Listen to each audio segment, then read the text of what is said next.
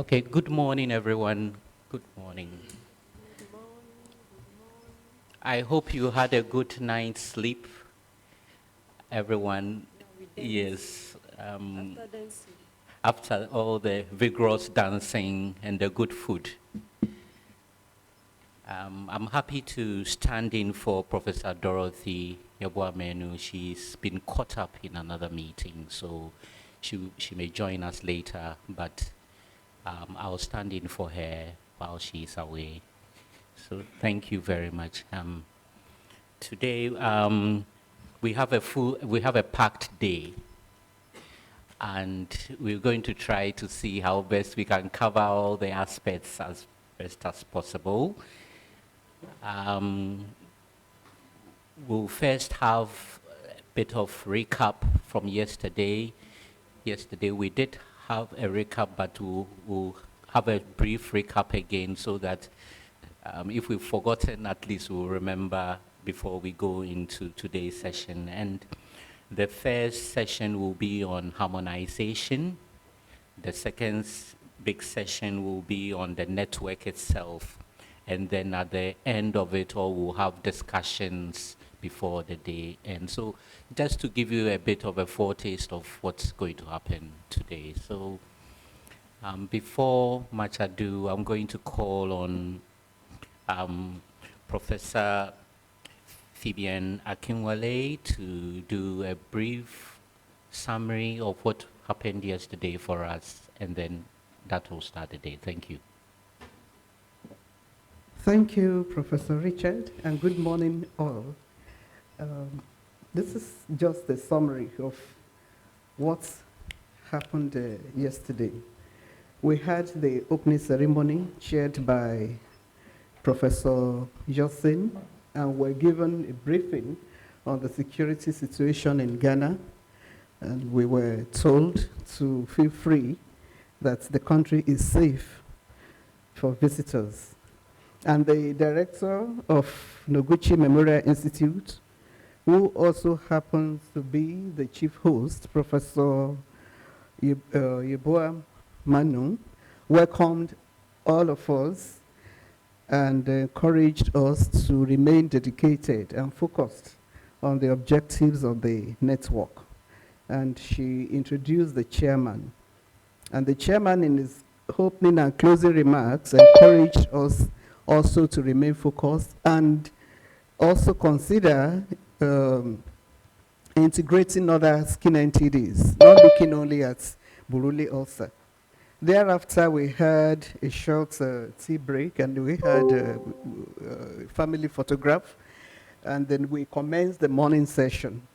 Dr. Sarah took us through the aims of the meeting and the expected outcomes after this meeting.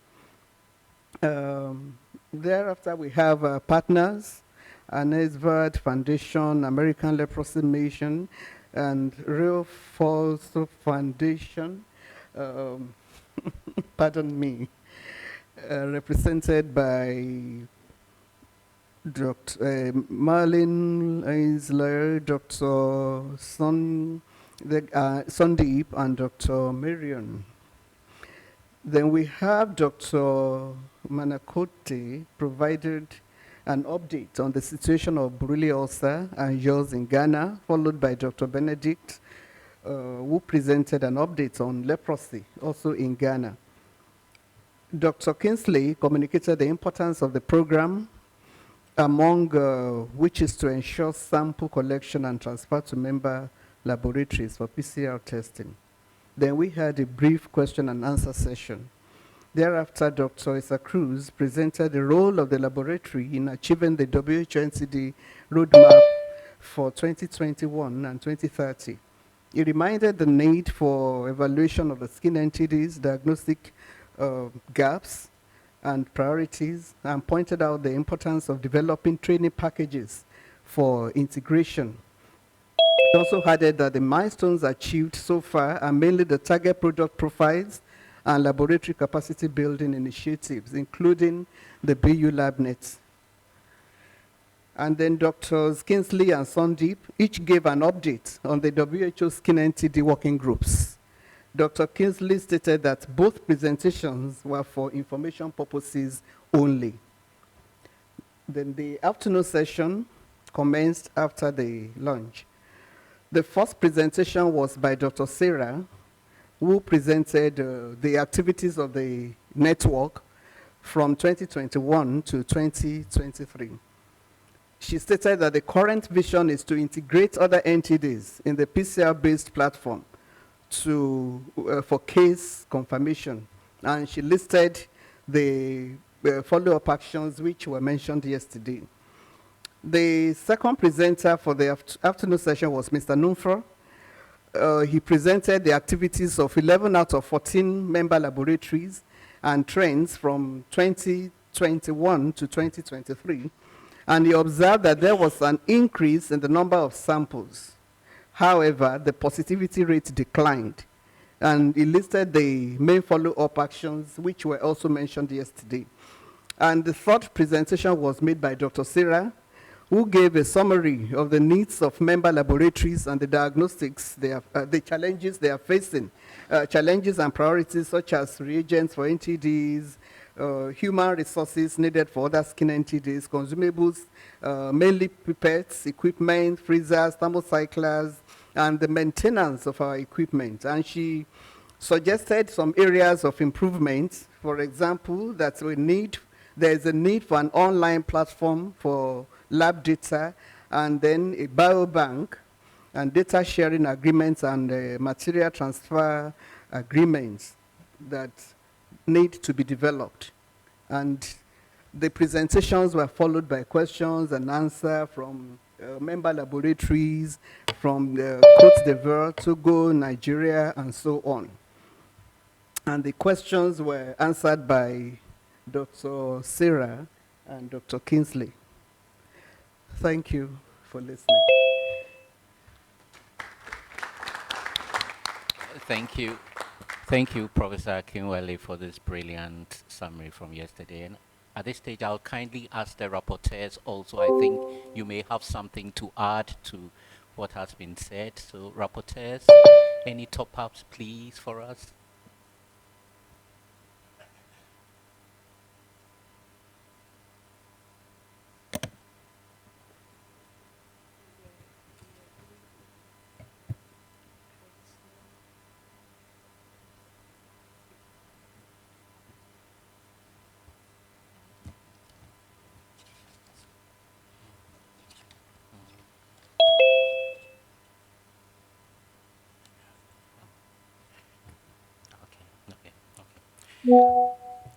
All right, so if there are no further additions, then I would kindly like to announce the rapporteurs for today's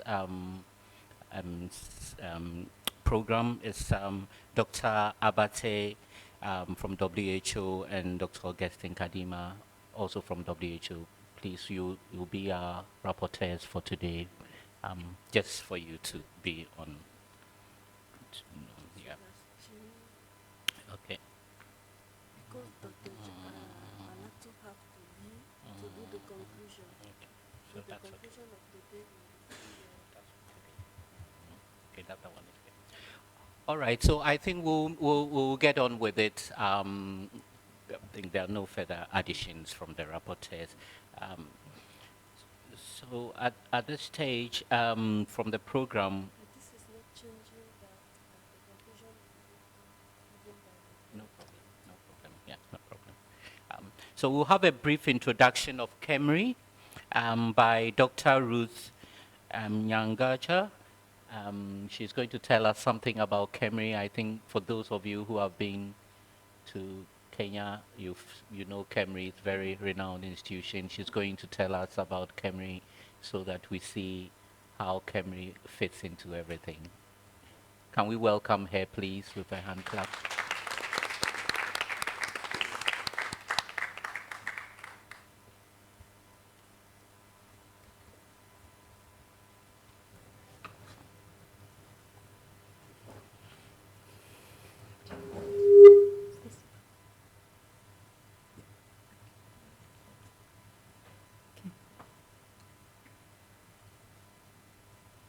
Okay, thank you.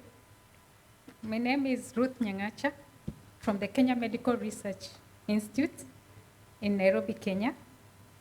The title of my presentation today is Kenya Medical Research Institute, abbreviated as KEMRI. Now, KEMRI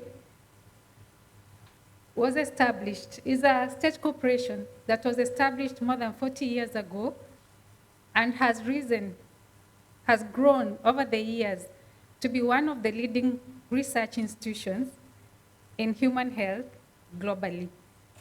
It is the arm of government, the Kenyan government, that is responsible for carrying out research in human health in Kenya. And the results we get feed into the national and international health policy. Our mission as KEMRI is to improve human health and quality of life through research, capacity building, innovation, and service delivery. Our mandates are: 1, to carry out research in human health; 2, collaborate with other like-minded institutions, nationally and internationally, to carry out research and related activities. We also disseminate and translate research findings for evidence-based formulation and implementation. We also advise the Ministry of Health on matters pertaining to research health policies and priorities in Kenya. KEMRI is big. We have 15 centers that are distributed throughout the country. We have some in the western region, others at the coastal area, down. Then we also have a center that is in the northern part of the country. And in the capital city, Nairobi, we have around 8 centers stationed there. Now, this is so that we can be able to reach the endemic communities, even in far-flung areas within the country, to be able to implement our research and also to do related activities such as sample collection. KEMRI works very well with collaborators, and we've been able to maintain multiple collaborations. Currently, we have a total of 117 collaborations. Just to name a few, internationally, we have the World Health Organization, we have CDC, Wellcome Trust, DNDi, and regionally, we have yours truly, the organization that is hosting us today, Noguchi Memorial Institute, regionally, and we also have Makerere University, NIMRI in Tanzania, among others. KEMRI provides advice to the Ministry of Health on various aspects of healthcare and delivery, and we also respond to disease outbreaks. Importantly, for this meeting, we provide public specialized laboratory services. For instance, in the recent COVID-19 that was there, the Institute actually carried up to half of the PCR tests that were done nationally. I'm sorry, there's an error there. So what I meant to say here is 75% of the PCR tests that were done nationally for early infant HIV diagnosis is also done in KEMRI. And then we also do PCR confirmation for various diseases. I can mention a few: malaria and leishmaniasis, among others. Then we also do DNA testing services for paternity, family relationships, forensics. Here we normally have mostly rape cases and generally criminal cases that require DNA analysis. KEMRI is the founding partner of DNDi, an organization that is keen at developing new treatments for neglected diseases. It also is a reference laboratory for a number of diseases. I can mention a few: polio and malaria diagnosis. We also support neglected tropical diseases control programs, for example, mass drug administration for elimination of lymphatic filariasis. In 2020, KEMRI was awarded the 16th 2020 JICA President Award for its contribution to diagnostics and research in human health. So what resources do we have relevant to the skin NTD network? So one, in terms of sample collection, we have support of the Kenyan health system and existing channels that can be customized for the skin NTD network. We also have adequate storage. Here, we have a whole building, a whole facility that was commissioned in 2018, the KEMRI Sample Management and Receiving Facility, that is referred to as SMAF, with adequate personnel that receives samples and ensures that the integrity of these samples are maintained. We also have, and the building is on my left there. We also have credible scientific and ethics regulatory review processes that ensure that our processes are above board ethically and that we maintain high standards ethically of the work we do. In terms of diagnosis tools and research infrastructure for molecular diagnosis, we have a number of PCRs and real-time PCRs that are distributed across several centers in the country, and other equipments as listed there for molecular diagnosis. In case we want to scale up the diagnosis of diseases, we also have sequencing machines, a number of them, and a sequencing facility to help us to do things like drug targets. And maybe if we wanted to look at the gene epidemiology, seeing the distribution of diseases in terms of space and time. Then we have dedicated spaces for sample processing, DNA extraction and amplification that ensures that there's minimal contamination. And we have a graduate school within the institution that offers PhD and masters. And importantly, this building can be used for training purposes. This is the sequencing facility, part of it, that I was alluding to. We have other facilities like the production department that ensures we are able to commercialize our products and services through the research we do. Then we have an insectary, the sunfly insectary, to help us scientists who are interested in doing entomology studies of the vectors of leishmaniasis, and that's the graduate school. Now, Kenya, just like the countries that are represented in this room today, carries a burden of some of the skin entities that are recognized by WHO. Actually, we have recorded more than 5 of these diseases as listed there. And so as KEMRI, we are keen at contributing to ways in which we can control these diseases and alleviate the suffering of the communities affected.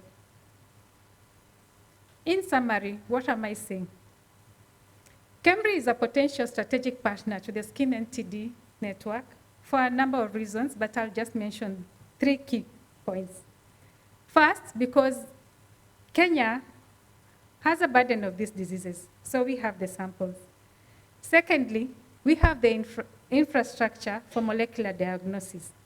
And thirdly, we have a track record for being a WHO reference center for diagnosis of a number of other diseases like polio.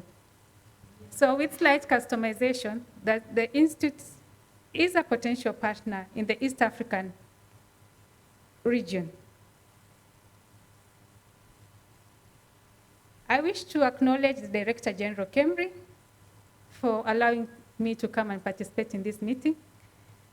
I want to thank the WHO for funding my travel, my colleagues in KEMRI who do the work, our partners and collaborators, and the endemic communities without whom this work will be impossible.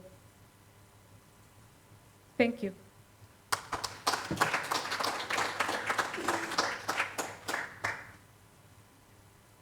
All right, thank you very much, Ruth. Would you be happy to take a few questions? Maybe people want to know a little bit more. So I think there's still time for a few questions here. Maybe you want to ask Ruth on some. You can just raise your hand and we'll give you the floor.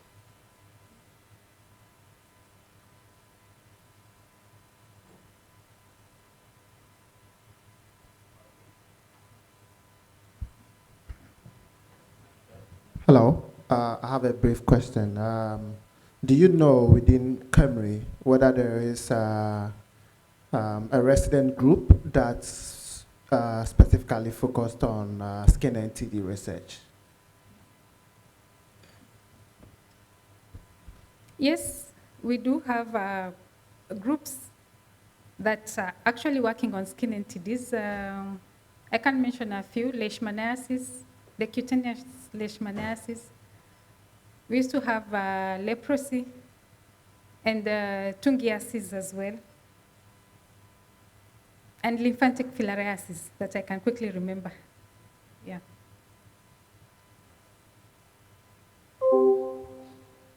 Prof, you have the floor. Thank you very much, Ross, for this nice, elegant presentation on Camry. It is one of the best center in East Africa for research. And I would like to know if they have any group working on mycetoma at your center. I know there are some cases of mycetoma in northern part of Kenya, but I'm not sure whether you have any group currently working on mycetoma at your center. Thank you very much. Thank you, Prof, for that question. Yeah, you're right. There are cases that have been reported in the northern part of the country on mycetoma. But to the best of my knowledge, there's no group right now working on mycetoma. Yeah. Yes. Okay, you have the floor. Thank you for your presentation. I noticed that you make PCR for the confirmation of malaria. I want to ask if clinical symptoms and rapid tests are not enough to confirm the diagnosis of malaria. Thank you. Okay. Thank you for that question. Yes, we do rapid tests, but sometimes the partners and also the health facilities want to know more about the pathogen. They will want maybe to understand which species. They will ask for this kind of test, then we are able to do that. We also confirm just to ensure that the numbers that are being reported in the health facilities are actually true. Thank you. Yeah. Is there another hand? Okay, over there. The floor. Good morning. Thank you for the nice presentation. You mentioned you have several laboratories spread across the country. I want to find out the turnaround time when samples are delivered at these laboratories. How fast are results produced and sent back to the reporting facilities? Thank you. Okay, thank you for your question, but I think unless it's specific for different diseases, but if I was to take malaria, for example, I know they take between a week or two to give back the results. But I don't know which specific disease that you were interested in. All right, Sarah, thank you. Ruth, thank you very much for the wonderful. I think you've had enough questions. People can see you at the break. And at least I'm one of the privileged ones to have been to Camry, beautiful center. Thank you. Yeah, thank you.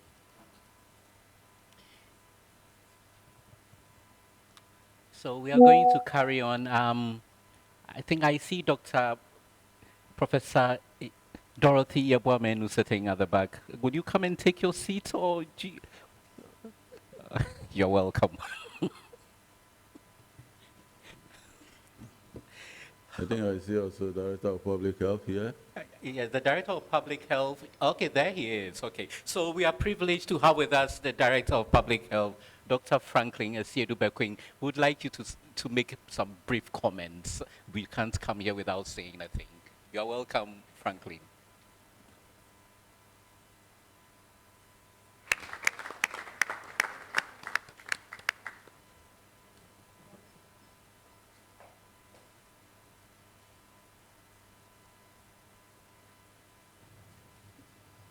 Okay.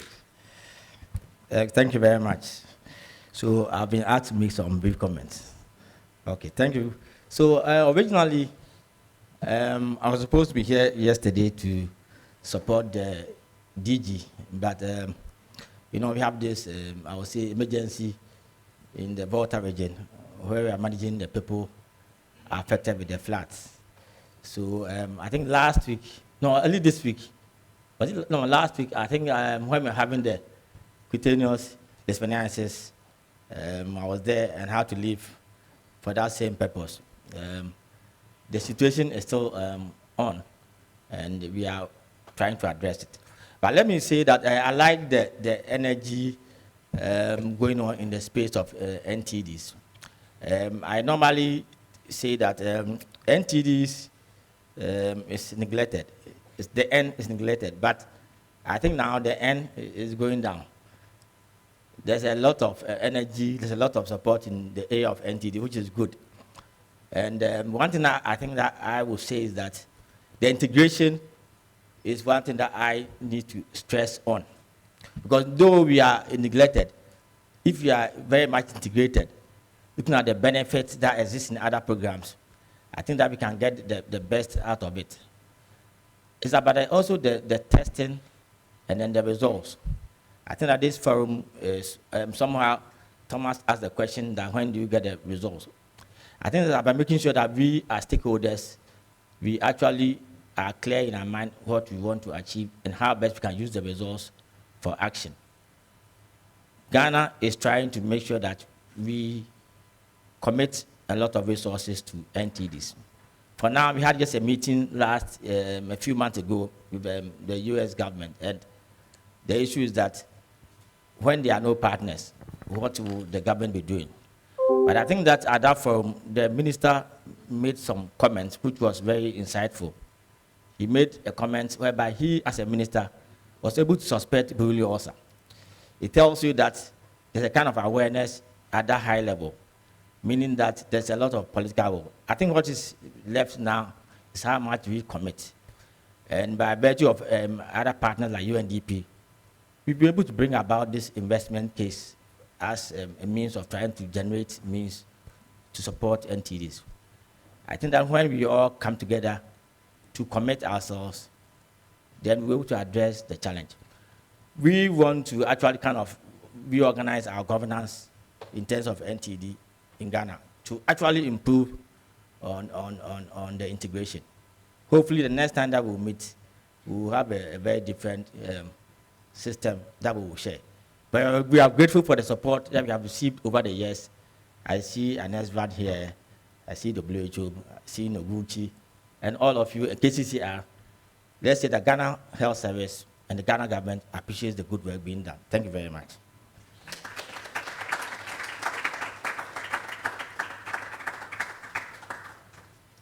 Okay, thank you very much, Dr. Franklin Asiedu-Bekwing, and thank you for throwing your weight behind NTDs. Yes, you've been there for us.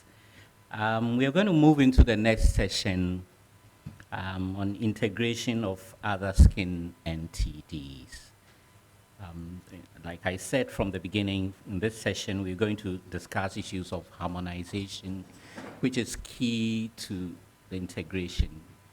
And we're going to have a series of talks and questions in between to try to streamline things and to focus our thoughts. So there will be 4 big talks in this session, and I'm hoping that after each session we will have a brief time to ask questions so that we don't lose the thread in the process. So without much ado, I'm going to call on Dr. Sarah Yango. She's going to do an introductory talk on PCR harmonization of other skin NTDs onto the BU platform. Dr. Sarah, you have the floor.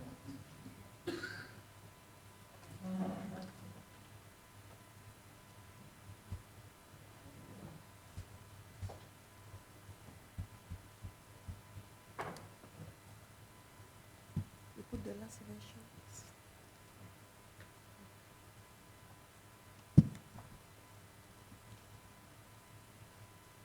So thank you very much, Professor Richard, for giving me the floor. Je vais présenter, je vais donner une introduction avant les présentations clés sur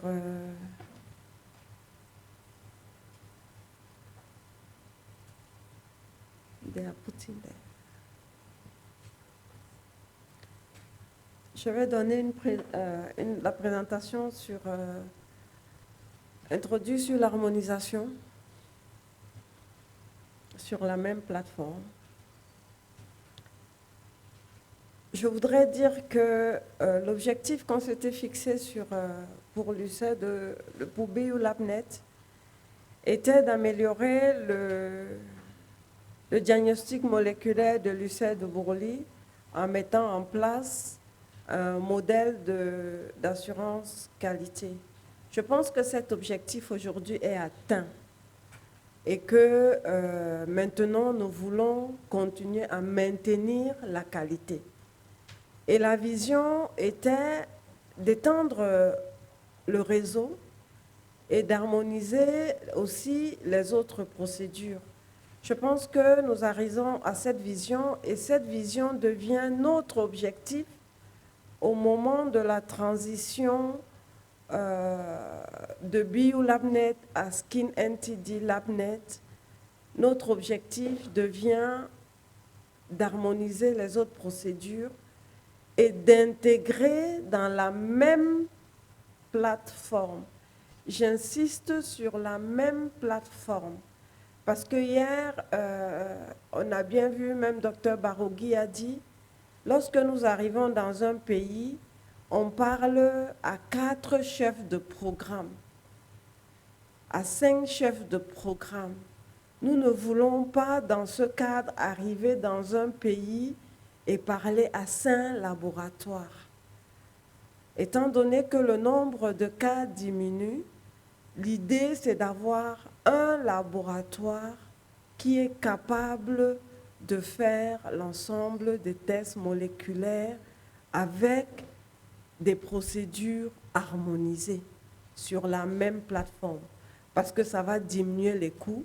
L'idée, c'est d'utiliser les mêmes réactifs et de travailler au niveau du même laboratoire, tout en reconnaissant l'expertise des uns et des autres sur cette maladie.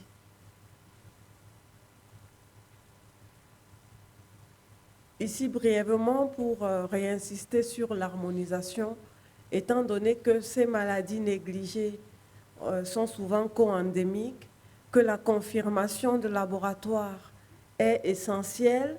Lorsque nous sommes dans l'ère de l'élimination, lorsque nous sommes dans l'ère de l'éradication, on a toujours besoin du laboratoire pour pouvoir confirmer, pour pouvoir dire qu'on a éliminé. Le laboratoire reste clé dans toutes ces actions de santé publique. Donc, nous, en intégrant, on optimise l'utilisation de ce qui existe en termes de plateforme. L'objectif de l'harmonisation ici, c'est de voir dans quelle mesure nous pouvons utiliser les mêmes réactifs. Lorsque c'est possible, on utilise les mêmes réactifs, quelle que soit la maladie. Ça nous permet déjà, au niveau des pays, de réduire le nombre de réactifs qu'on utilise, de choisir les réactifs qui sont disponibles et à un meilleur prix, qui sont plus faciles à utiliser, simples d'utilisation dans notre contexte, et aussi on évalue ceux qui peuvent être expédiés à température ambiante ou conservés à température ambiante, parce que nous savons quelle différence ça fait en termes de coût de transport ou en termes de coût de conservation. Pour cette première étape, les maladies qu'on avait visées autour de la plateforme de l'UCED de Bourouli étaient en premier lieu le pian, avec un diagnostic différentiel avec Hémophilus ducreyi, la lèpre, la leishmaniose cutanée et le mycétome. C'est d'abord les 4 maladies sur lesquelles nous avons choisi ensemble, lors de la dernière réunion au Cameroun, de commencer l'harmonisation. J'ai envie de dire que pour l'instant, la réflexion a commencé. Les présentations qui vont être faites sur le pian, avec le diagnostic différentiel de Hémophilus ducreyi, ensuite sur la lèpre et aussi sur la leishmaniose cutanée. Pour l'instant, il y a eu quelques difficultés pour commencer avec le mycétome, mais je pense qu'on aura une présentation de Wendy demain et aussi la discussion avec le professeur Fahal quand il rejoint les locaux. Un accord pourra être fait pour commencer ce travail. Donc actuellement pour l'UCED de Bourouli, vous savez le travail, on a déjà présenté le travail qui avait été fait et nous avons choisi pour l'extraction d'ADN le kit Genolize parce que c'était accessible dans nos pays, c'était le moins cher, on l'utilisait déjà dans le cadre de la tuberculose, les pays le connaissaient, ça ne nécessitait pas une formation, donc c'est un travail de consensus qui a été fait depuis 2020. Donc ça c'est validé déjà, c'est ce que nous utilisons. Pour la PCR en temps réel, nous avons l'attaque universelle qu'on peut envoyer à température ambiante. Donc c'est aussi quelque chose que nous avons déjà validé et que nous utilisons actuellement sur l'UCED de Bourouli. Pour les oligos, c'est ça qui va changer en fonction et les amorces. Les sondes et les amorces vont changer bien sûr en fonction de la maladie. Donc ce que nous avons fait comme travail, nous avons d'abord, première étape, fait l'évaluation des méthodes d'ADN, d'extraction d'ADN. Lors de la dernière réunion, nous avons eu la présentation du kit Swift X-DNA de Expedit, donc qui avait été présenté pendant la réunion en octobre 2022 à Yaoundé. Donc, d'un commun accord, on avait vu que c'était un test plus simple, qui ne demandait pas de centrifugation, et si qu'il était mis en place, pouvait aussi faire rapidement l'extraction. Donc déjà, à Yaoundé, l'année dernière, nous avons décidé de le comparer à ce qu'on avait sur Genolize, pour voir déjà, même pour l'UCED de Bourouli, est-ce qu'on peut avoir une évolution en termes d'extraction. Je pense que ce sera présenté tout à l'heure. Mais je dis quand même en avant que le tech Swift DNA donne de très bons résultats, mais on était encore dans la discussion sur le prix. Parce qu'il donne les mêmes résultats à peu près que Genolize sur BU, mais il reste plus cher. Donc même s'il est plus facile, il va falloir faire l'analyse des coûts et tout le reste. Donc nous avons évalué ce test pour l'UCED Bourouli parce qu'on avait déjà le Genolize. Pour le pian et le diagnostic différentiel des Hémophilus ducreyi, le pian utilisait les kits Chiagène. Donc nous avons fait avec le Genolize, qui était celui qu'on utilisait sur l'UCED Bourouli, et on a ajouté le Swift DNA. Vous allez voir les résultats tout à l'heure. Pour la leishmaniose cutanée, on a fait également la même chose. Les résultats vont être présentés. La même chose aussi a été faite pour les échantillons de lèpre. Les premiers résultats vont également être présentés. En plus de l'évaluation des méthodes d'extraction, Nous avons fait l'évaluation des méthodes de mix pour la QPCR en utilisant les réactifs qui étaient habituellement utilisés et les comparant avec l'attaque que nous considérons moins chère, que nous pouvons envoyer à température ambiante pour l'UCED de Bourouli. Donc, pour voir est-ce qu'on a les mêmes résultats, les mêmes performances en utilisant les mêmes réactifs.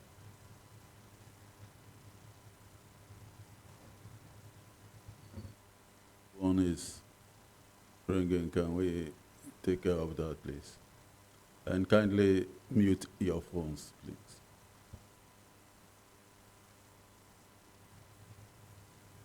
Donc, nous avons évalué tous ces master mix de PCR pour en comparant ce qui était utilisé dans les laboratoires avec ce qu'on utilisait pour le CED de Bourouli. Donc, c'est ces résultats qui vont vous être présentés maintenant. Certainement, tout n'est pas encore fini, mais nous avons bien avancé. Et après ça, on pourra discuter pour les étapes qui vont suivre pour qu'on se définisse un plan d'action qui nous permette de finaliser les différentes évaluations. Donc, les évaluations ont été faites pour l'UCED de Bourouli en comparant le texte expédite plus par Kobe, un peu par le Centre Pasteur du Cameroun. Pour la lèpre, c'était l'équipe du Bénin, du Cameroun et d'Angers qui vont présenter les résultats. Et pour le pion et l'hémophilus ducreyi, c'est le Centre Pasteur du Cameroun avec l'équipe de Londres de Michael. Et nous avons eu le laboratoire de référence en Espagne qui nous a accompagnés avec leur expertise sur la leishmaniose cutanée. Donc voilà les différentes présentations qui vont suivre maintenant pour qu'on voit le travail de comparaison qui a été fait pour les 3 prochaines maladies. Et ensuite, on discutera des différentes étapes à suivre. Je vous remercie.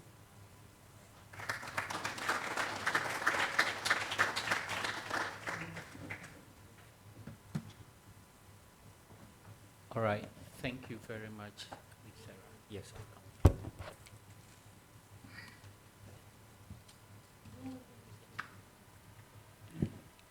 Maybe there are a few quick questions because the main talks are going to happen after this. She's thrown light on what has been done, and the detailed results are going to be provided by the subsequent talks. So I don't know whether we should suspend this and then make them do the other presentations, and we take it all into context, or you'll be happy to take a few quick questions. Yeah, you take some quick questions. Okay, all right. Okay, there are some hands up already, so maybe we take some quick questions before we go on to the talks. Okay, you have the floor. Merci beaucoup, Dr. Sarah. C'est Doudou Sow du Sénégal. Je travaille donc beaucoup sur les mycétomes avec notamment professeur Fahal et Dr. Wendy. Alors, ma question, c'est, parce que quand je vous suis et je vous entends, il faudrait privilégier les grosses plateformes de laboratoires qui travaillent un peu au sein de nos différents pays. Mais on se rend compte que pour parfois les grosses plateformes de laboratoires, surtout de PCR, des fois, ils n'ont pas des équipes dédiées qui travaillent un peu sur les skin neglected tropical disease. Je prends l'exemple un peu du Sénégal où on a 2 ou 3 grosses plateformes comme un peu l'Institut Pasteur, l'IRSF et un peu voilà, l'IRD, mais ils n'ont pas ces plateformes spécifiques pour ce que nous disons identifions. Par contre, à côté, il y a d'autres laboratoires qui sont, eux, sur le plan académique ou bien qui travaillent beaucoup avec le ministère de la Santé sur ces pathologies ciblées. Comment vous verrez un peu le link par rapport à ces grosses plateformes, ou bien il faudrait choisir parmi ces laboratoires qui sont dédiés un peu à ces pathologies et voir comment les renforcer dans ce sens-là. Merci. Alors, peut-être je vais d'abord préciser dans ce que je dis plateforme. Peut-être c'est plateforme, c'est peut-être un très gros mot. Quand je dis plateforme, j'ai envie de dire c'est la machine ouverte que nous utilisons pour la QPCR, pour la PCR en temps réel de l'UCED Bourouli. Ce que nous avons fait pour l'UCED Bourouli, c'est de ne pas imposer de machines, puisqu'on n'en avait pas les moyens de fournir de machines. Donc il était question de travailler avec les laboratoires. On est parti sur les laboratoires qui étaient déjà connus, qui faisaient la PCR déjà sur l'UCED Bourouli. Donc ils avaient déjà cette capacité. On a harmonisé, on a accompagné avec les réactifs pour être sûr qu'on va utiliser. Et comme j'ai dit dès le départ, si on arrive dans un pays et qu'on se retrouve avec 3, 4, 5 laboratoires, même en termes de gestion de réactifs, ça va être très difficile. Donc je pense que c'est pour ça qu'il faut travailler avec les programmes, parce que ces laboratoires étaient ceux qui étaient avec les programmes.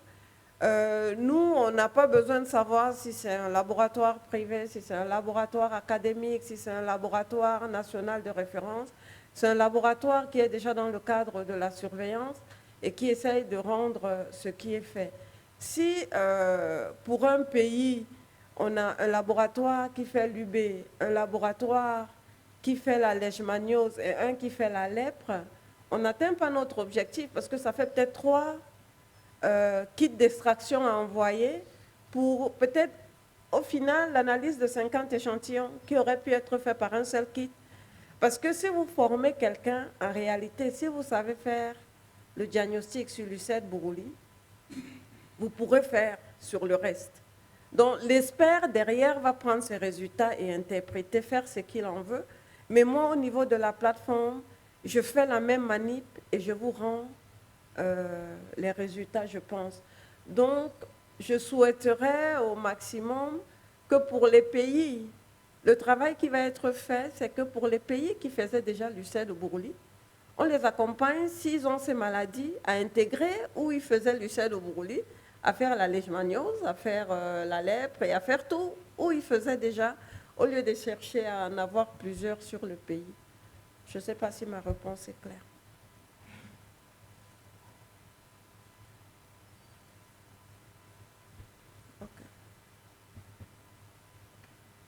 Thank you, Sarah. Any other quick ones? I think that's very well answered.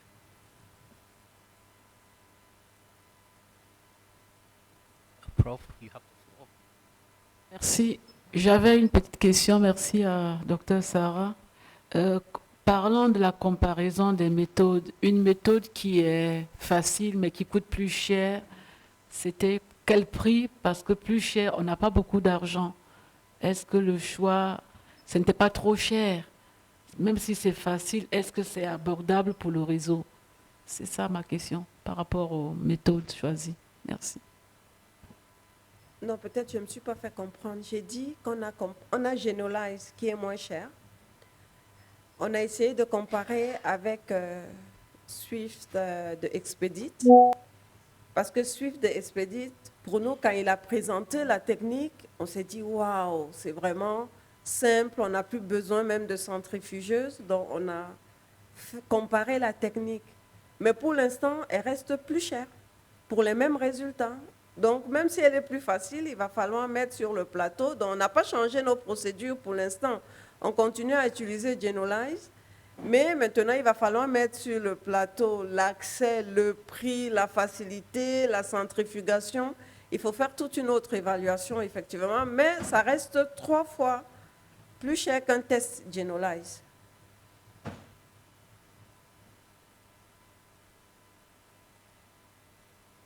You, Sarah, I think you've had enough from us, isn't it? You can come and take your seat. Thank you very much.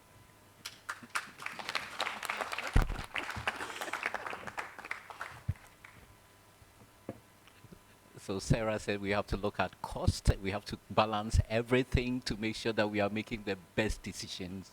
So I will take your advice. We are going to move right on to listen to the other talks that will talk about all these harmonization that have been done behind the scenes.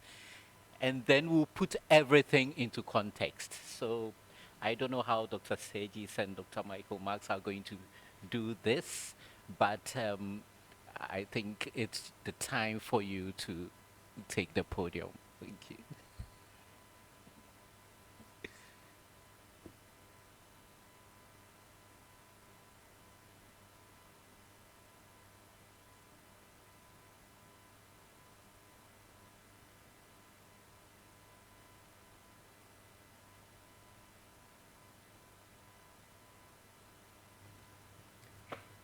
Good morning to all. I'm Serge Chatram from Saint Pasteur du Cameroon, working at the coordinating center. My presentation is focused on the progress done so far on yours and differential diagnosis of hemophilus Ducrey. About Centre Pasteur is a public institution which fights against infectious diseases through medical analysis for diagnosis, prevention with vaccination, training of students and health personnel. Centre Pasteur also intervene in surveillance of endemic and epidemic diseases and scientific research. It was created in 1959 and hosts the coordinating center for the BU-LABNET. Concerning the organization of the laboratory implicated in the current diagnosis of skin entities, we have 5 sections, including reception room, extraction room, master mix preparation, amplification and storeroom. Our activities are limited to qPCR. I have to mention that for the diagnosis of molecular diagnosis of yours and hemophilus Ducrey, 3 countries are currently perform the same assay. But what is different now is we changed the master mix to adapt to what has been done so far for Borrelia ulcer. The reference laboratory implicated are Doguchi Memorial Center and the Institut Pasteur de Côte d'Ivoire. And these assay were developed 3 years ago with the Lamp for Yours project coordinated by Michael Mars.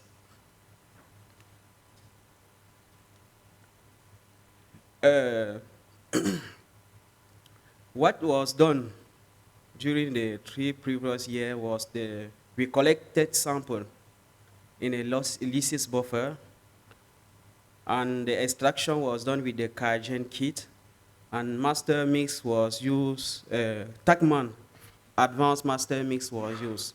What is new now is that we are collecting sample, dry swab, and we are also performing DNA extraction comparison assay with the Genolyze, Expedit, and Kajen.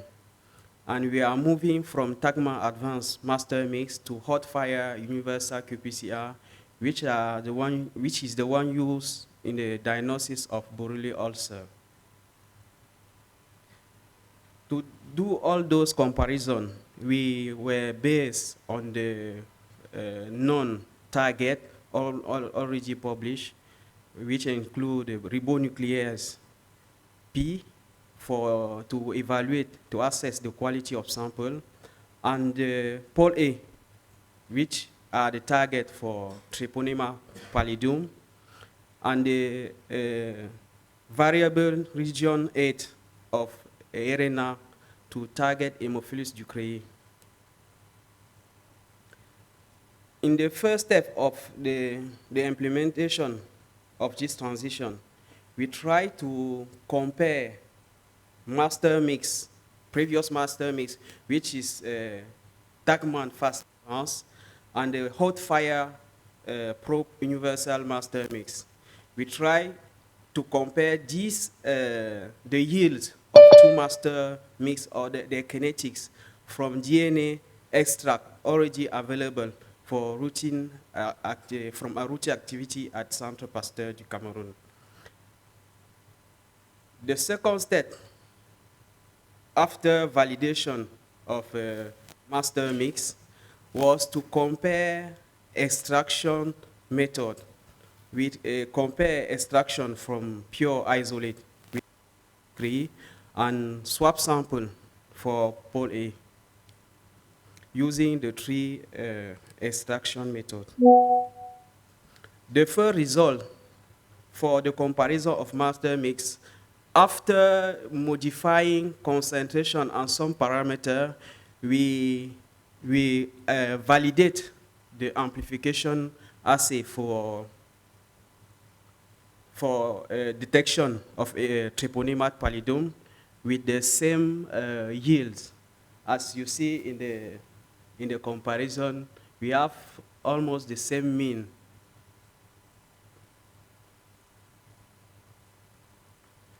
For Haemophilus discrei validation, we have the same result after changing some parameter of the mix and the amplification, the cycle of amplification.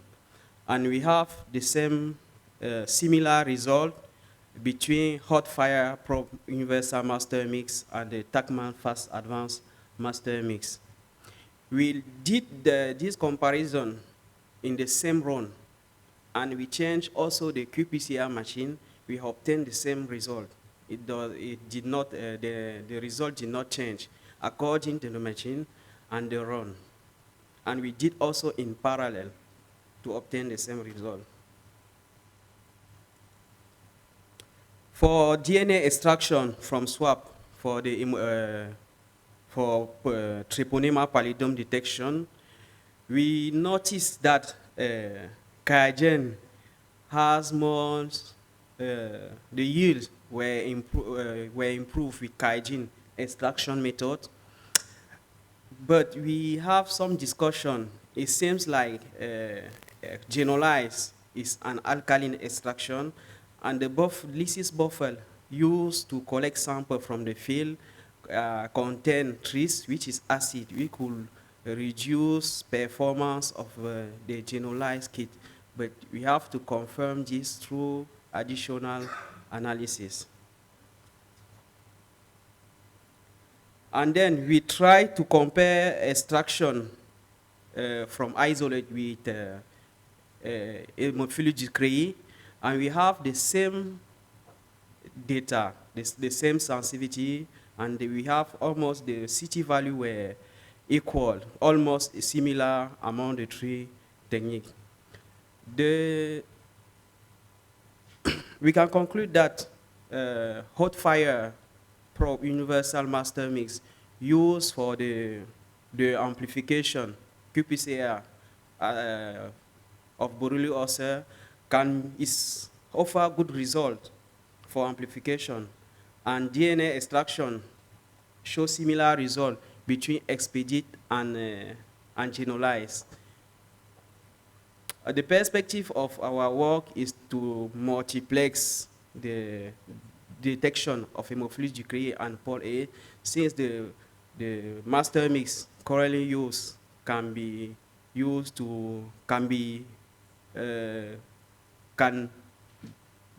developed for duplex assay, and we have to adapt SOP accordingly because we change many things, and expand the current procedure to other labs in the network. Thank you.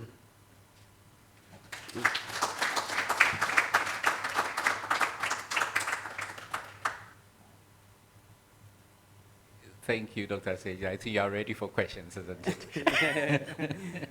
All right, so you are telling us that the two master mixes are fairly comparable, Yeah. but when it comes to the extraction procedures, the QIAGEN appears superior, but generalize and expedite are fairly comparable. Yeah. And now you are looking at multiplexing and adjusting things for the lab. So questions for him. He's ready to take any.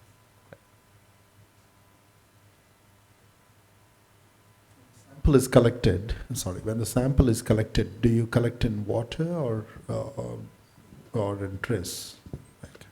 What we were doing is we were collecting sample previously in lysis buffer, but now we have to harmonize collection as the one done in the Borrelia ulcer activity, dry swab sample. Right, okay. Because I think it's important to do a comparison with the different types of media you use, because lysis buffer does contain tris, and tris can interact with genolyze and AOH. So Yeah, of course. yeah, I think that needs to be worked out. Maybe I'll just add here. I mean, we have done previous experiments collecting swabs into lysis buffer and swabs not into lysis buffer. We did them with Noguchi. And we've also done them evaluating whether or not you really need a cold chain. So we had a field team go round and they collected one swab into lysis buffer, into a cold box, into a freezer the same day, shipped to the UK on dry ice. And a second swab just put dry into a tube, walked around, did the field work for 4 weeks, brought it back in their backpack. And we had exactly the same extraction results and CT values. And I mean, yours is caused by Treponema pallidum, so there's been a lot of work done on this in syphilis, which is the same organism, and there's no evidence that you need transport medium for a PCR result. So I'm very confident that a dry swab will work.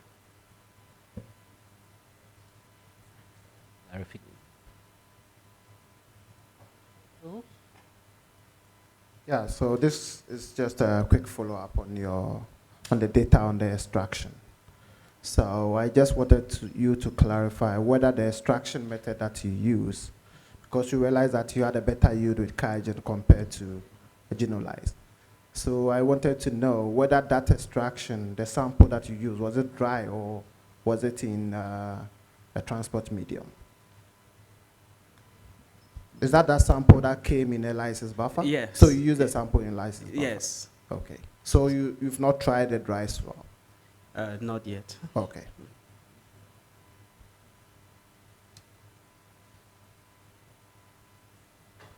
Merci, merci à Serge. Moi, je me suis bien réjouie dans cette présentation pour le PIAN, parce qu'effectivement, on veut des méthodes qui sont faciles et qui sont accessibles.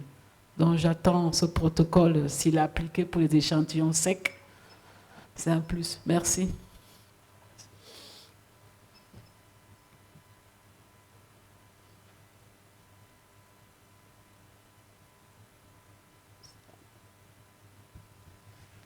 Any hands up? Okay. But maybe not this dry sample is not maybe amenable for all diseases. Just to bear that in mind. So maybe it's fine for yours. Maybe it can be fine for Buruli ulcer, but it cannot be good for leprosy or for CL or other diseases. Just bear that in mind. Yeah. That's very good suggestion. We have to be cautious.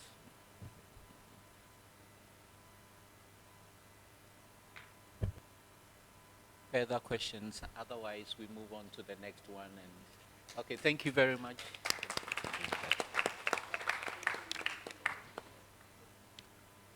So we are making progress. It looks like there are things happening in the background, so it's exciting. So we'll move on to the progress made on harmonization with leprosy, and I think I have two names. So I have Dr. Estelle Marion and Ms. Candonon Lane. Okay.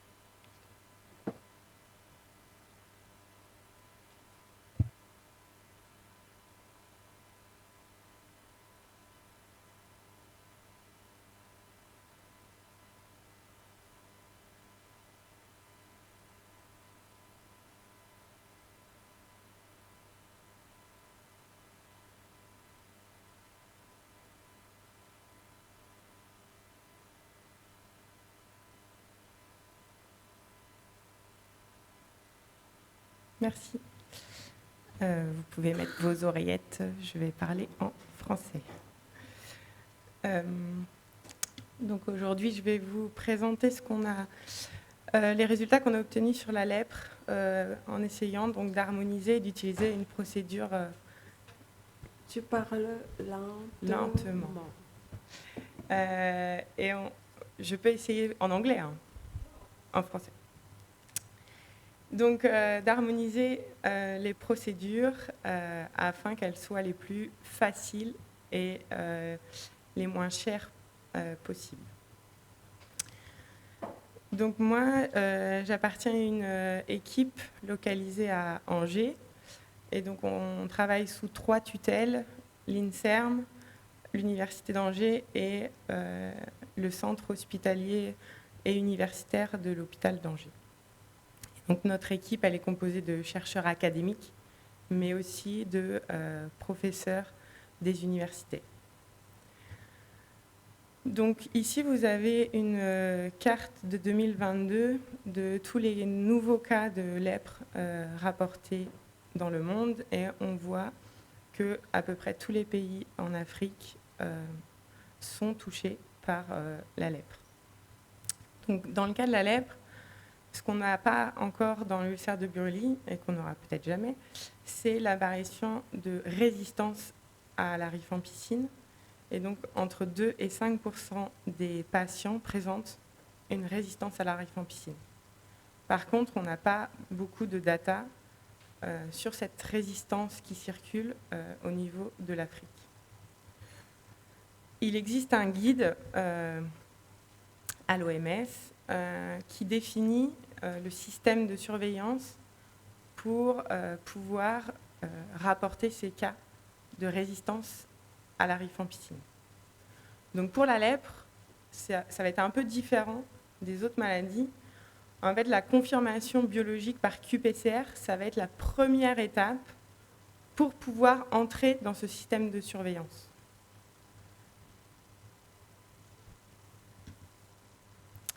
Donc maintenant, comment essayer de participer à ce système de surveillance de la résistance aux antibiotiques dans le cas de la lèpre? Alors si on suit le guide, il n'y a pas du tout d'harmonisation des procédures. Donc il y a une panoplie de procédures proposées et qui sont toutes plus ou moins coûteuses. Donc si on regarde les échantillons sur lesquels on peut travailler, ça concerne aussi bien les biopsies que les sucs dermiques récoltés soit sur le lobe des oreilles, soit directement sur les taches, soit sur des écouvillons nasaux. Concernant les extractions d'ADN, on a beaucoup de procédures qui utilisent des kits Chiagen ou autres, avec beaucoup d'étapes et qui coûtent assez cher. Pareil, aucune harmonisation au niveau des master mix et des primers et des probes. Donc en fait, c'est juste il y a une séquence d'intérêt qui est ciblée, mais il n'y a pas de consensus au niveau de l'utilisation des amorces et des sondes. Donc qu'est-ce qu'on a essayé de faire? D'appliquer la méthode Buruli-Ulcer et d'avoir une méthode assez simple, robuste et qui coûte pas cher. Donc on a comparé la méthode Genolize à la méthode Expedit. On a évalué le master mix, Universal Master Mix de la compagnie Solis Biodine. Et je vais vous présenter quelques-uns de ces résultats. Juste pour être assez rationnel, le Genolize, c'est 1 € par extraction. Expedit, c'est entre 2 et 3 €. Et l'ensemble d'une qPCR Buruli-Ulcer, à ce jour, ça coûte 3 € de réactif, incluant le shipment, l'envoi au pays.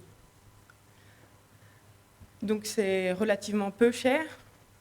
Et il faut qu'on essaye de rester dans ces valeurs de quelque chose qui est raisonnable et facile. Donc, on a travaillé sur différents types d'échantillons. La biopsie, le cycle dermique et les écouvillons nasaux.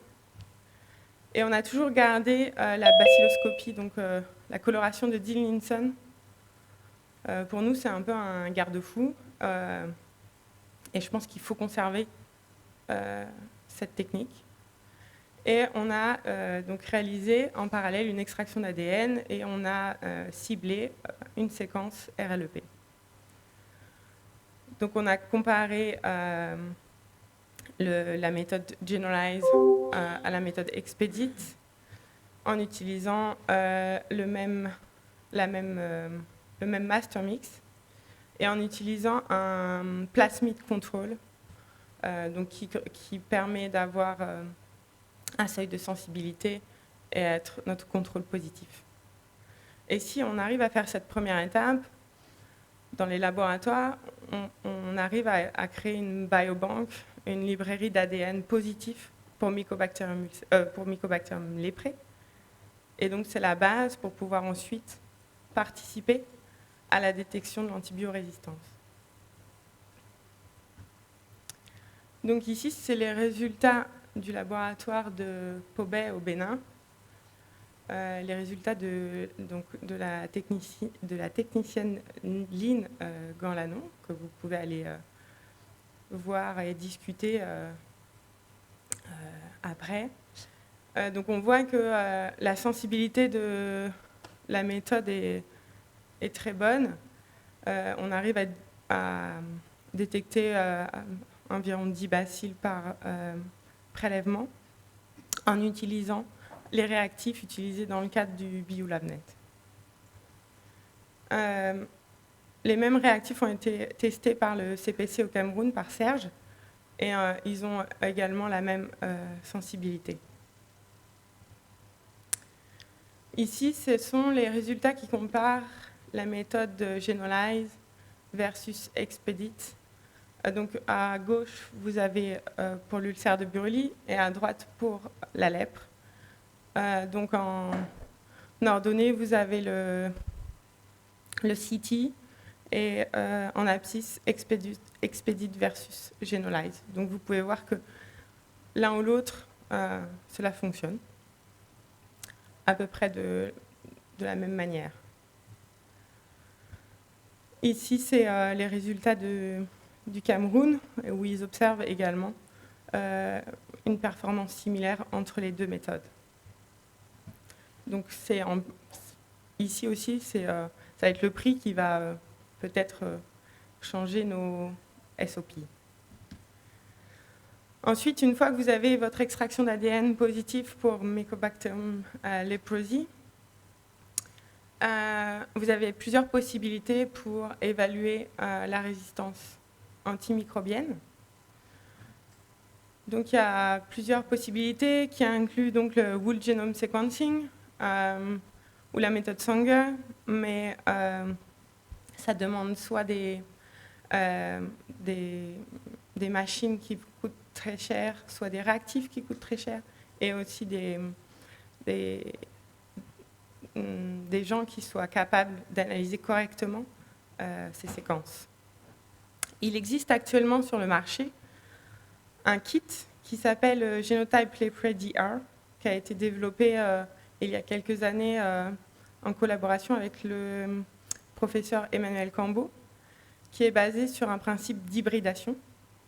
Et donc, il n'y a pas besoin d'un équipement qui coûte très cher. Et surtout, cette méthode basée sur l'hybridation, elle est déjà utilisée par plusieurs labos dans le cadre de la détection de la résistance chez Mycobacterium tuberculosis.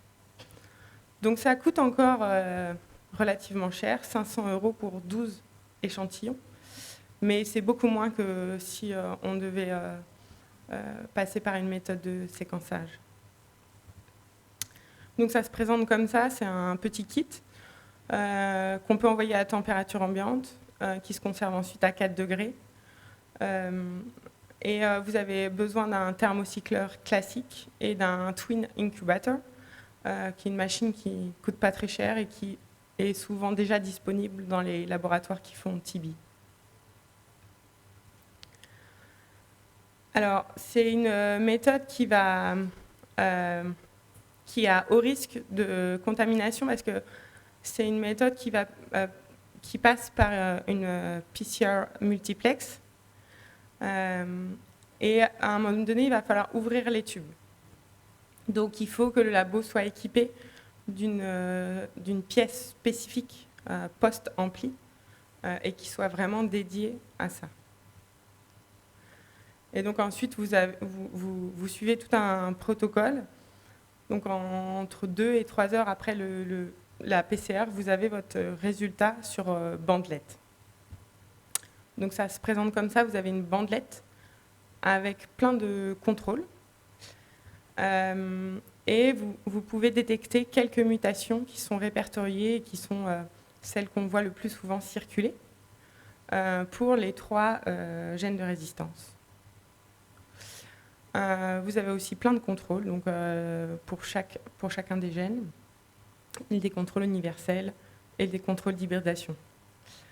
On pourra discuter de cette méthode en détail plus tard.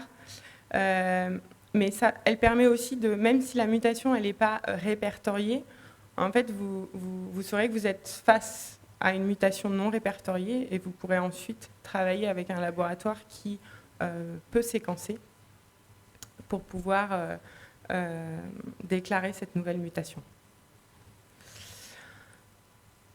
Donc en fait, ce qui est fait actuellement au niveau de l'OMS, c'est qu'il y a 3 supra-referent laboratories. Donc nous, on travaille avec le laboratoire de Emmanuel Cambeau.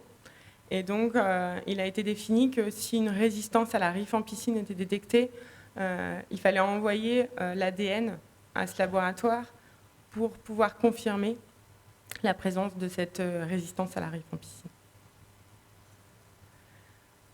Donc, ce qu'on a fait en 2023, c'est qu'on a équipé avec la Fondation Raoul Follereau le laboratoire de Pobet pour qu'il puisse donc réaliser la détection de l'antibiorésistance en utilisant ce kit.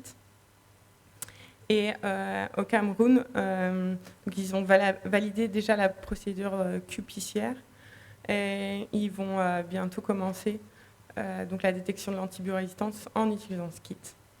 Mais évidemment, il faut un support financier permanent pour pouvoir implémenter de façon permanente cette méthode.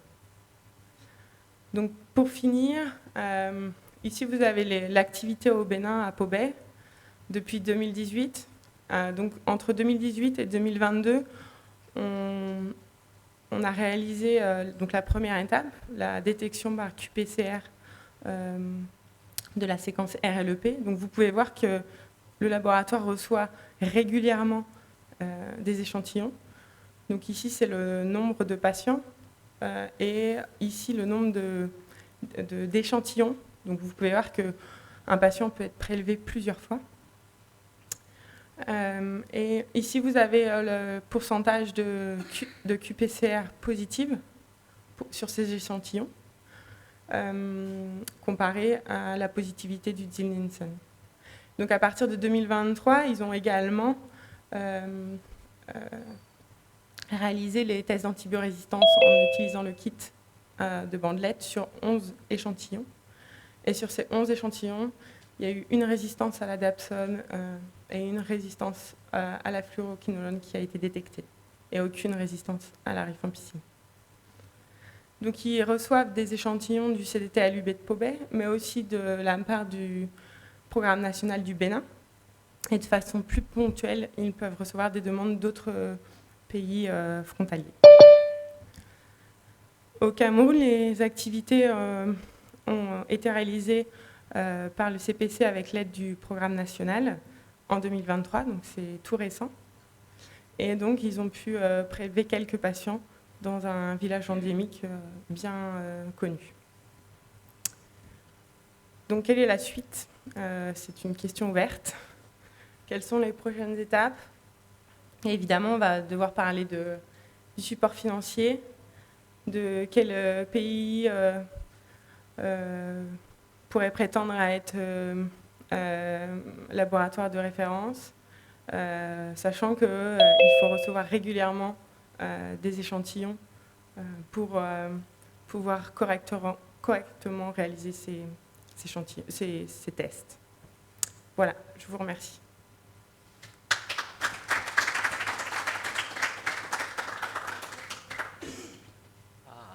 Thank you very much, Estelle, for the wonderful work that you've done. And you're telling us that generalize and experiment, they are comparable in your, and also the fact that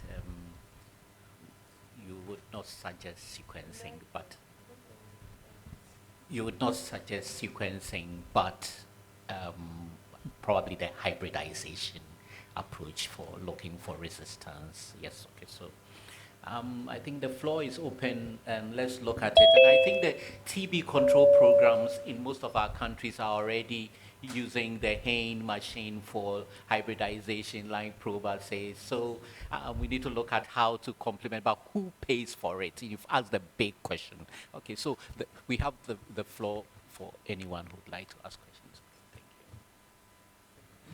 Merci beaucoup pour l'excellente présentation.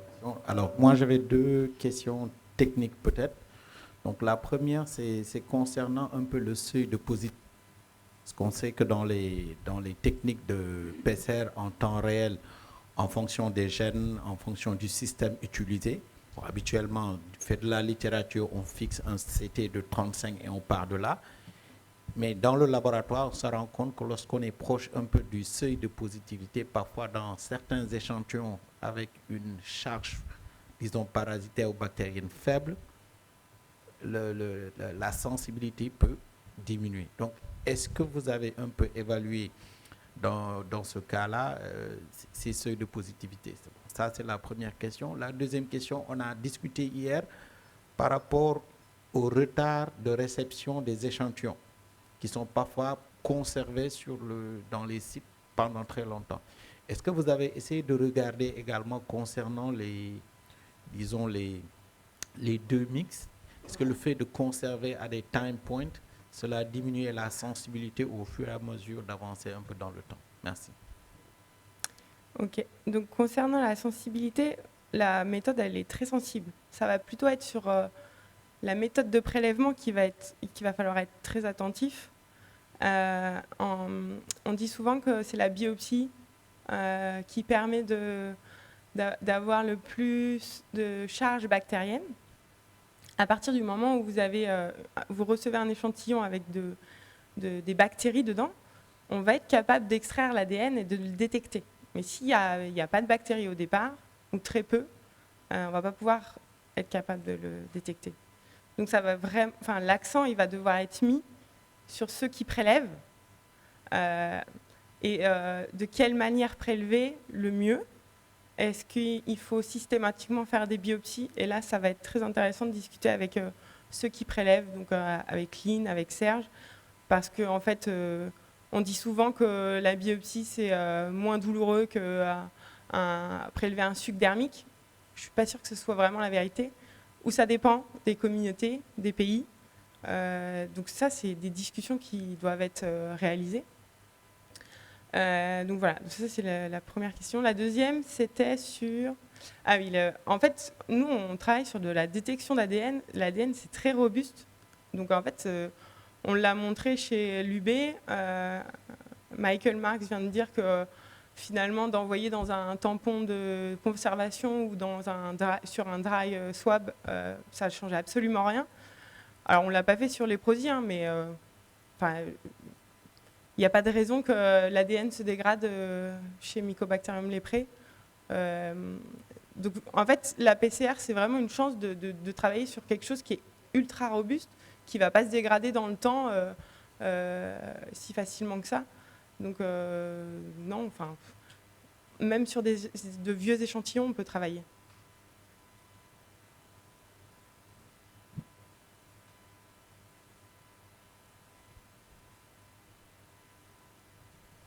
Quick question for me.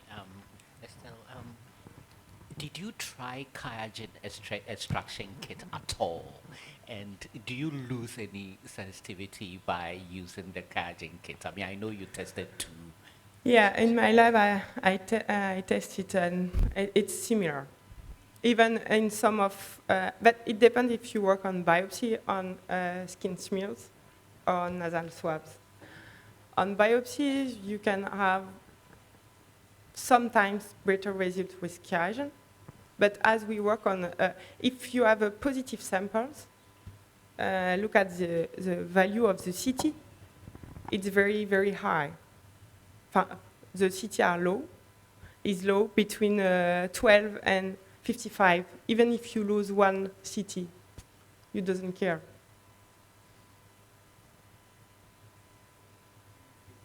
Yves, I think your hand is up and then there's a hand. Merci beaucoup pour votre brillante présentation. J'ai une question par rapport aux échantillons, au type d'échantillons. Est-ce que vous avez comparé ou évalué les différents types d'échantillons pour savoir est-ce que c'est les mêmes? Parce qu'il y a des échantillons dont le prélèvement est invasif et d'autres non invasifs. Est-ce que vous avez fait cette comparaison? Alors, nous, on n'a pas fait cette comparaison justement parce que au Bénin, on considère que la biopsie est invasive et que du coup, on utilise les sucs dermiques des taches et des lobes des oreilles. Alors, je sais que dans d'autres pays, c'est pas du tout le cas et que c'est la biopsie qui est considérée comme la méthode de référence. Et moi, à mon niveau, je peux pas répondre en fait. Il faudrait tester. Donc, il faudrait lancer une étude avec accord éthique pour prélever de différentes manières un même patient. Est-ce qu'il faut le faire ou pas? Voilà.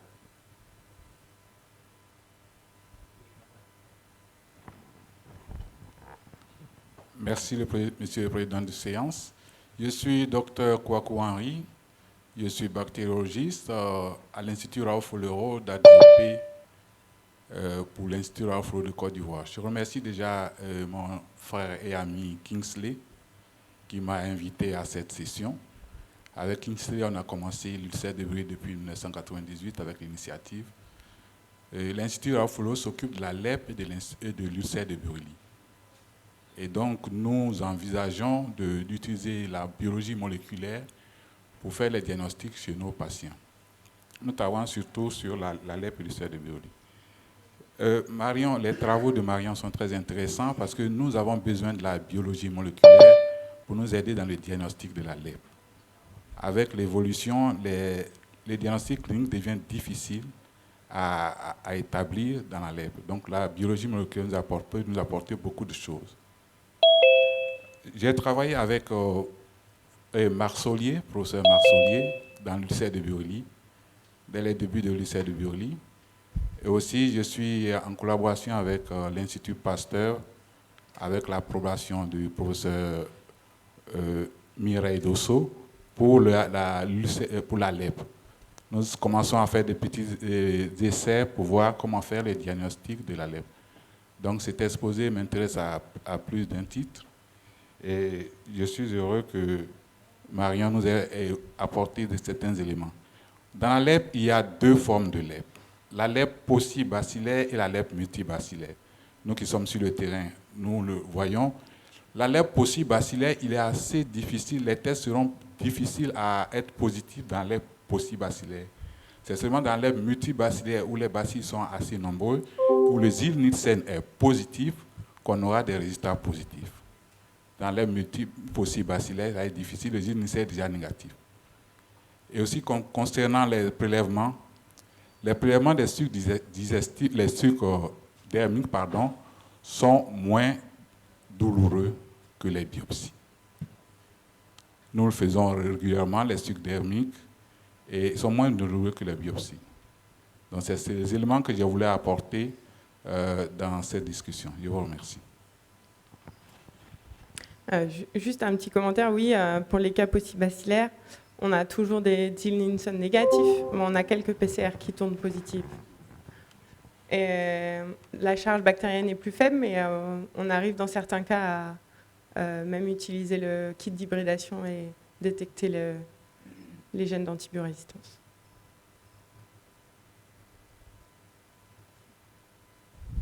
We'll take a last. Hello, I'm Sophie from the ITM of Antwerp, Belgium. And thank you, Estelle, for a really nice presentation, really nice work.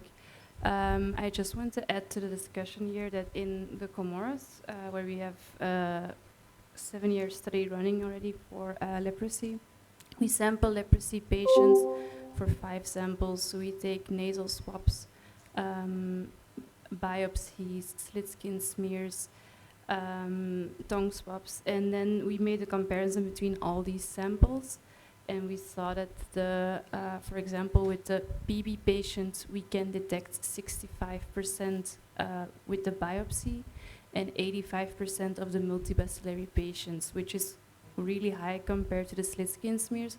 But of course, you need to see it in the circumstances. So in the Comoros, it's quite possible to do it. To take biopsies, the distances aren't that far. And we preserve the biopsies in ethanol, and we can preserve them even up to a year to still analyze them at ambient temperature, tropical ambient temperature, so which is 25 till 30 degrees. So if it's possible, I would go for skin biopsies, just because of the high bacillary load, and you can detect way more paucibacillary patients. But if not, I think indeed the smear is also a good option. We have to move on. There will be time for a lot of discussions, so we'll move on. We have 2 quick presentations before the break. So I'll give you the chance, maybe, or you want to do a quick...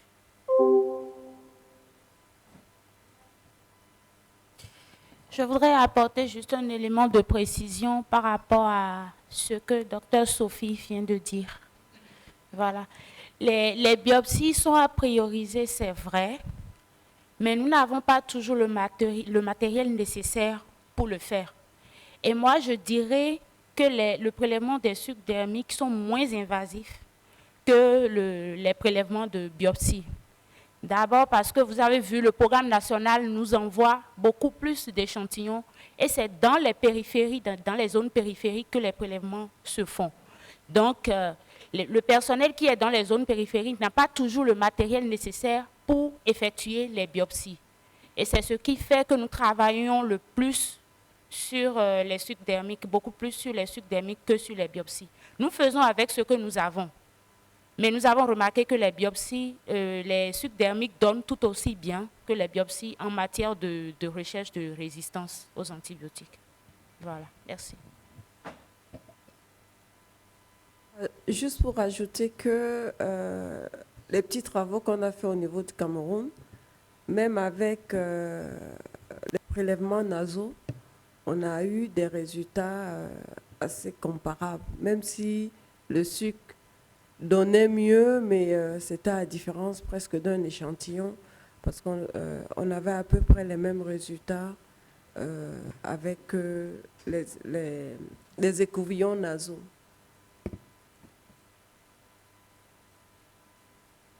So the discussion's still going on. We still need to find the best approach for all the labs. At this juncture, we'll go on and call Dr. Javier Moreno to do us the harmonization results on cutaneous leishmaniasis. Thank you.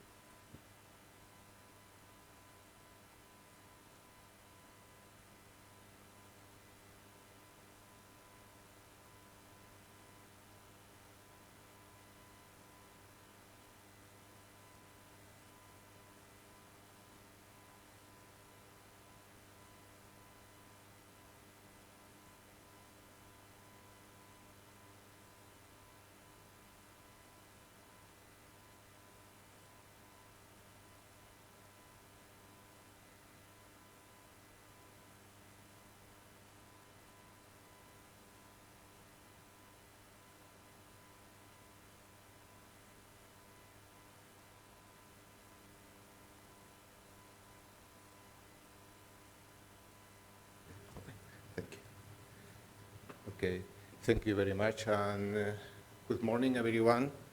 Really happy to be here today. Thank you very much for the invitation to Kingsley and the great days we are passing here in Ghana. Okay, I'm going to present the data regarding the harmonization of cutaneous leishmaniasis. First of all, let me introduce a little bit our lab, or general knowledge of the people.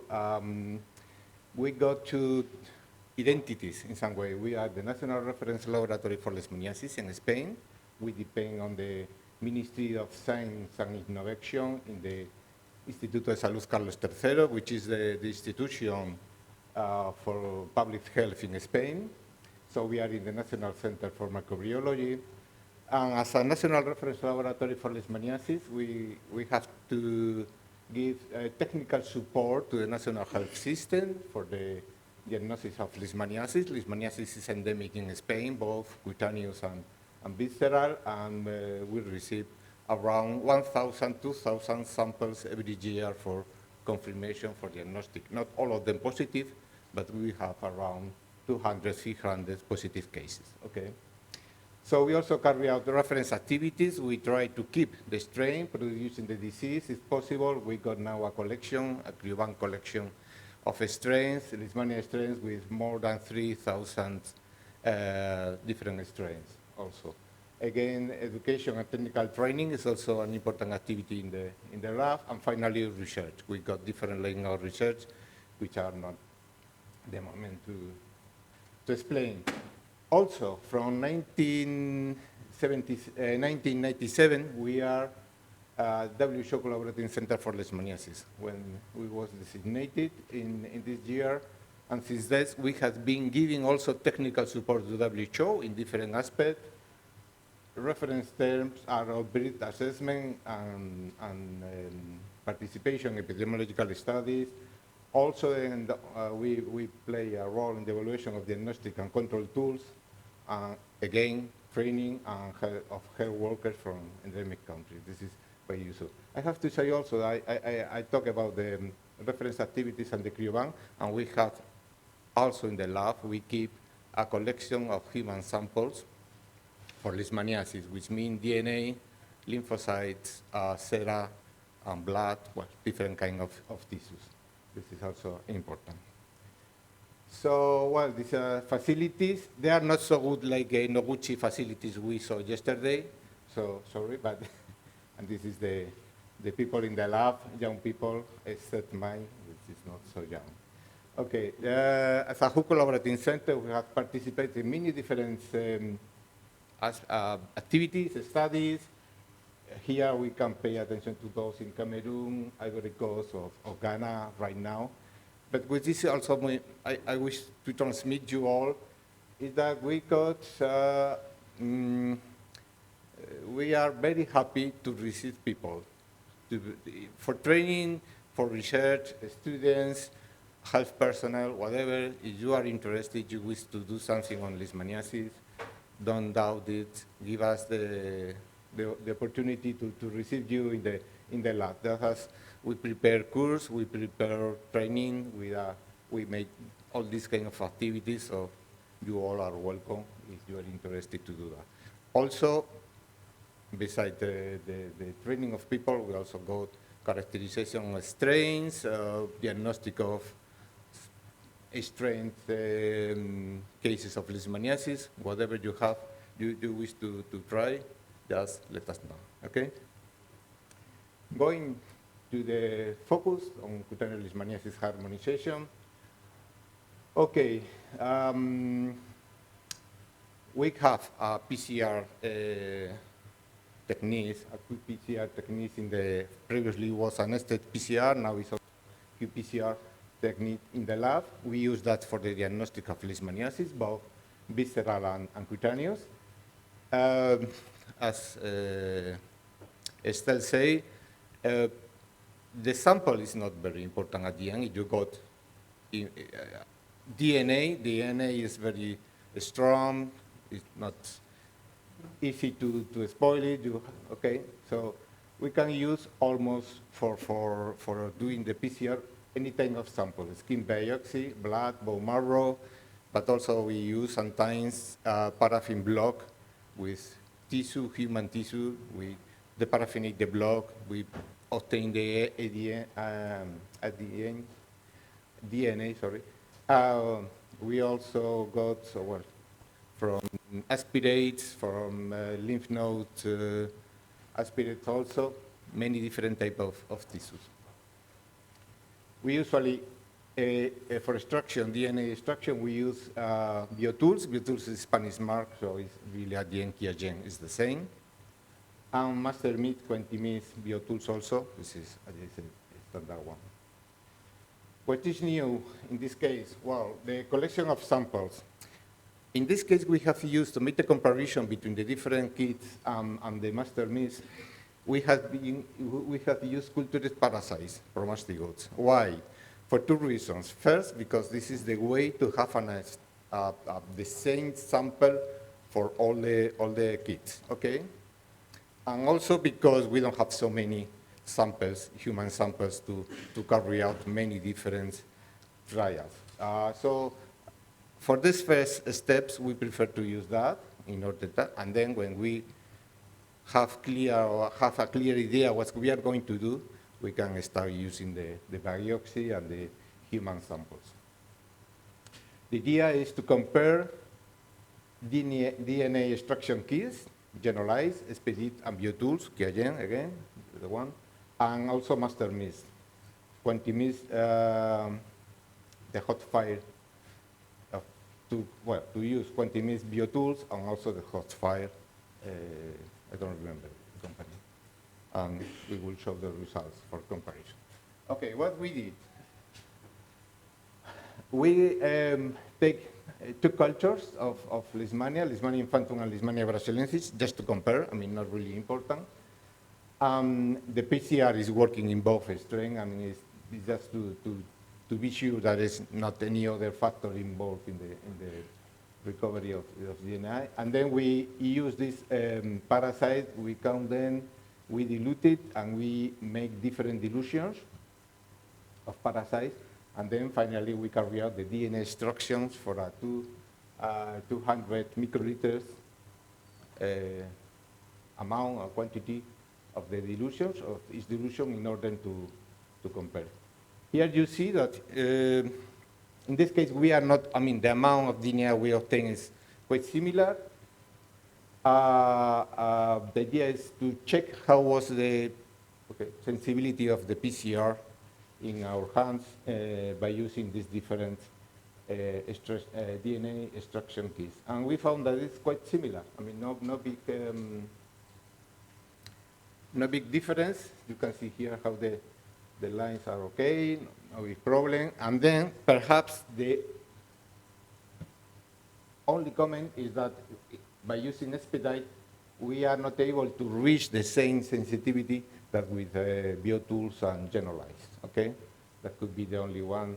We are able to detect parasites in the dilution 10A1, but with the expedite, we are not able to amplify the parasite in this situation. So in general terms, I will say that the kit extraction kits working quite similar, no big problem. So what we did then is to try to standardize the hot fire master mist. One first step was to use directly this master mist with our conditions in the PCR, okay? Instead of using the biotools master mist, we use the hot fire master mist. This happened, okay, not very nice.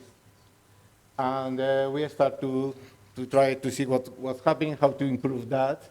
And by following the comments and the instructions of the manufacturer, it was possible that the polymerase was not reaching in good conditions the DNA. So the way to resolve that was to add DMSO to the master mist, and also to reduce the annealing temperature.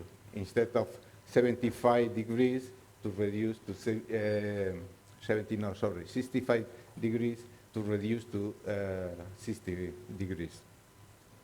In that case, the amplification improved. You can see here how the condition was better. So we try the next step was to use the different extraction kits, DNA from the different extraction kits, with these new conditions for the master mist, hot fire master mist, with the DMSO and annealing temperature at 60 degrees. And in this case, you see here level of parasite detected and the different cycles that you can find the parasite. And in this case, BO2 was working quite well also and in both cases. And no big difference between generalized and expedit, at least for infantum brasiliensis. Okay. This, something I have to say is these are analytical data, okay? I mean, are not real. Perhaps we are, when we started using clinical samples, we got enough amount of parasite DNA in the samples that we are not going to reach these so low levels of DNA. So probably all of them are working. If we are, we have to check how much DNA that we got in the clinical sample, but yeah, probably all of them are working more or less the same, okay? Although the lines are not really pretty, but at least we are sure that these lines are representing real amplification. I mean, they are not anything strange, nothing irregular. Yeah, this is the idea. Conclusion. We got a good sensitivity result with by using the three extraction kits. By using also Quantimis better than generalized, but hotfire. But it's true that we have to improve the conditions. Okay, that's just for to see what's happening. And the extraction here, we don't need a beautiful or nice PCR, qPCR for cutaneous leishmaniasis with these reagents. What we need is a nice qPCR for the different pathogens. So perhaps we can lose some sensitivity in this PCR, but we will get general PCR for all the pathogens. That's the idea. I mean, that's why I think we need now the next step. Perhaps we need to include these pathogens in the other pathogen DNA in the PCR in order to check what is possible to detect all of them or not. We need this kind of integration of the PCR. So, Murad, I think I give you the floor. You want. Thank you very much, Chair. Thank you, Javier. I have a question for as a clinician. It used to be that isoenzyme technique to characterize leishmaniasis is the classical one. Do PCR can characterize all leishmaniasis species, and definitively it's replace isoenzyme technique? Mm-hmm. Yeah, this is, I mean, this is for general or panleishmania, to say that. Okay, this is for all the different species of leishmania. Thinking on if we were able to do that directly to characterize or to identify the species directly in the sample, okay, it could perhaps, I mean, we don't do that. It's not easy, or we are not paying attention to that since we got another techniques to do that. Okay, we don't need directly to know if the leishmaniasis is infantum or if it's Donovani or whatever, but we rather prefer to use them and other techniques than to try to do it. But this one, PCR is for all the different species. So Dr. Agana's hand up, a quick one. Merci beaucoup. Moi, je n'ai pas compris 100% des choses qu'on a discutées ici. Donc, ma question simple. How soon can we get this integrated laboratory services in our various countries? I am being programmatic. How soon, roughly, can we get these integrated laboratory services in our various countries? Merci beaucoup. Yeah. Can you help us with that, a quick response? Yeah, I hope that by the time we meet again, I understand which will be in about a year's time, we'll have completed most of the processes, because I'm not a lab person, but when I see the back and forth testing, I don't understand what they are presenting in a way, but I hope that we are on track. Again, we will see. Already the labs are present, are doing the work. It's just trying to get some of these harmonized. And I will stress again about the co-endemicities that will define what kind of package each country may have. Yeah. Since I have the floor, a few comments, just for our coffee break and reflection. First is that different diseases have different sample collection or types of sample required. It would be nice to have a table of the diseases and the samples that are needed to also guide programs and health workers. Keeping in mind the invasive ones, as well as what I will call very invasive methods. As much as possible, we want to use minimally invasive methods. Second is about transport media. Dry swaps, perfect, because it doesn't require additional cost. But again, we have to see whether transport media is needed for each disease or not. For programs, if we don't need transport media, makes life a bit easier for us. Then who can collect the sample and with what kind of training? We have to keep that also in mind. And then what materials will be required if not a simple swab. Other issues that we have to reflect on that have come up in different meetings is about the turnaround time of results from the lab. Sometimes programs and clinicians are frustrated because lab results come after the patient has been discharged. At that time, it's not helpful for patient care. We just also have to note that although our discussions are around PCR, for some other diseases, other methods, this is not the forum to discuss them, but just to keep in mind that histopathology plays an important role for some of the diseases for which we are not discussing here, or we don't have the expertise to discuss that.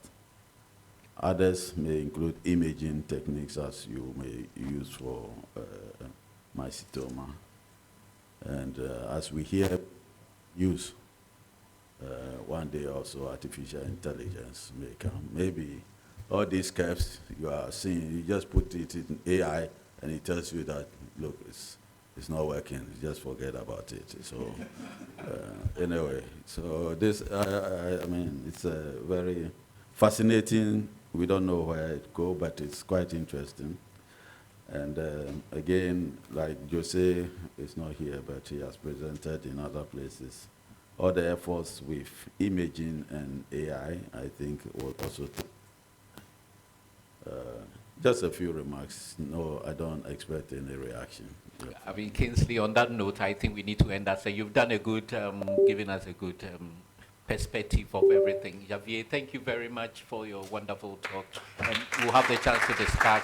So at this time, I'd like to welcome Professor Lydia Musi, also, who has joined us. You get to speak to her during the break time. So enjoy your coffee. We'll be back again, and when we get back, we'll sneak in one talk from tomorrow. I mean, when we get back from Dr. Wendy, and so expect a talk from her after we come back. So enjoy your tea or coffee and chat with each other and make friends. Thank you.